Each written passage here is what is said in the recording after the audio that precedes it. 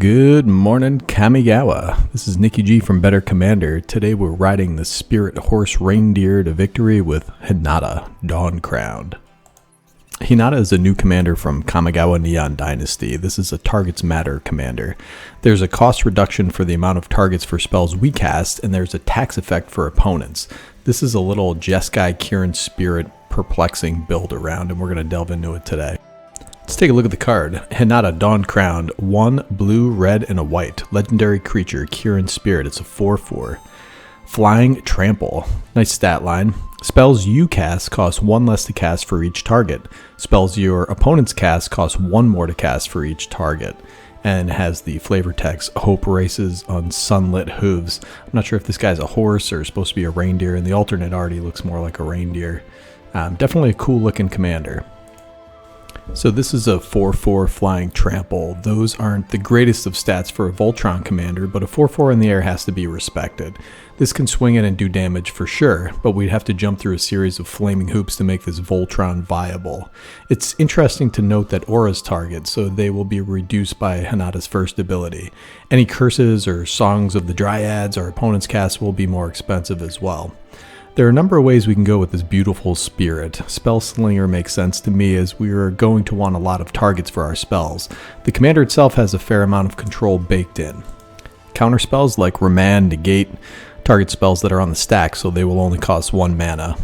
Dream Fracture, Dissipate, turn into counter spells with an upside. Insidious Will, Desertion, the list kind of goes on and on. You can pick and choose your counter magic for this guy. It's always going to be reduced by 1 at the very least.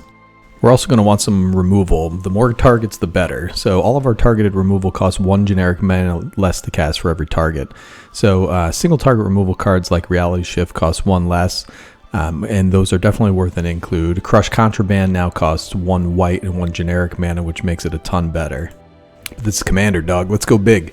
How about every artifact is destroyed that we don't like? If we cast by force with Hinata on the battlefield, we just target every artifact our opponents control and destroy them all for a 1 mana. Curse of the Swine can affect every creature our opponents control for 2 mana. I mean, that's big power right there. Cards like Aether Gale now cost 2 blue mana. A great card, Blatant Thievery, acts as removal and also bolsters our board state by getting us the best 3 permanents that our opponents control for blue, blue, blue, and 1 generic mana. 4 mana for 3 of the best permanents our opponents have is awesome.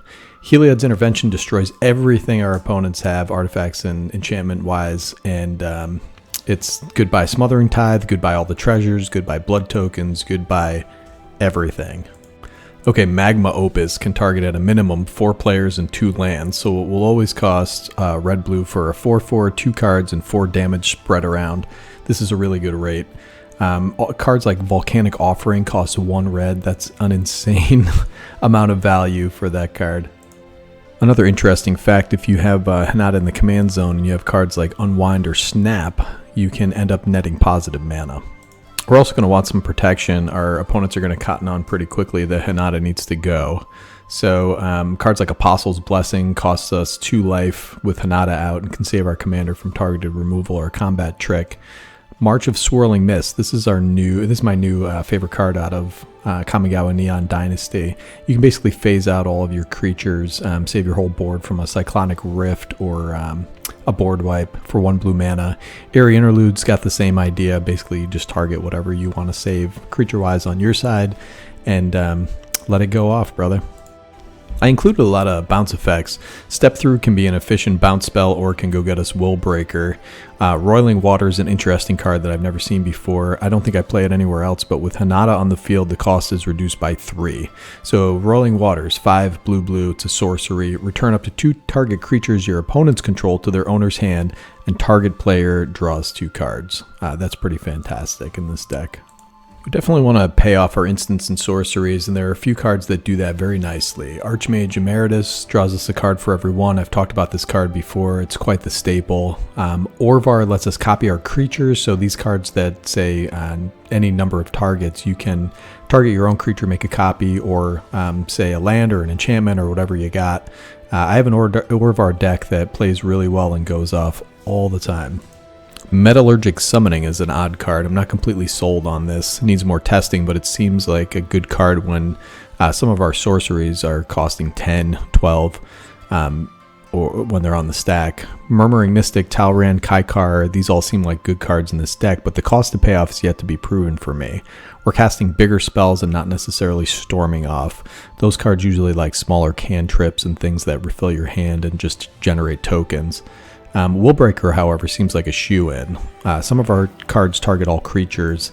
Willbreaker's 3 blue for a creature, human wizard, 2/3. Whenever a creature an opponent controls becomes the target of a spell or ability you control, gain control of that creature for as long as you control Willbreaker. It looks like she has the magic origin set symbol between her hands, and she's a shoe-in this deck. It's a good segue to cards like Aurelia's Fury. X, red, white, instant. Aurelia's Fury deals X damage divided as you choose among any number of targets. Tap each creature dealt damage this way. Players dealt damage this way can't cast non-creature spells this turn. So I target all players and all creatures, just do damage to my opponents and their creatures. The damage is divided as I choose, so if, say, I have 3 opponents and we all have 2 creatures, I cast Aurelia's Fury for 12 and deal 12 damage to my opponent's face, or to 1 each of their creatures and 2 to their face, or however you want to split it up. Rolling Thunder is a similar card. I can just target everything as well. Geared's Belligerence and Comet Storm are 2 similar effects, though they read very differently. You have to be very careful with the wording. Geared's Belligerence only targets creatures, and it's got that populate clause as well. Comet Storm is X, red, instant, multi-kicker, 1 colorless. Choose any target, then choose another target for each time the spell was kicked. Comet Storm deals X damage to each of them. So this doesn't necessarily increase the X cost, it decreases the multi-kicker cost. So if you put 7 into this 2 red and 5 whatever, you can deal 5 damage to any number of targets in that case. Meteor Shower and Conflagrate can be good finishers, but I'm not completely sold. It's heavily dependent on how many targets there are and how much mana we'd be able to scrounge up. The good thing about these cards is we can target everything and then deal the damage to the last weakened player. These can be great finishers, especially if there's a stalled board state. Overall, I think this is a fun, interactive commander. There's a tension between including payoff cards, control shell cards, and getting the right amount of direct damage. The second static ability is hard to evaluate outside of a lot of play testing as well, but you can be guaranteed I'm going to test this out with my play group. The deck list is going to be in the description, but this one is subject to change as I test it out. So let me know what you think. Like and subscribe to see more Commander deep dives. It's going to be Nicky G riding off into the sunset on my Spirit Horse.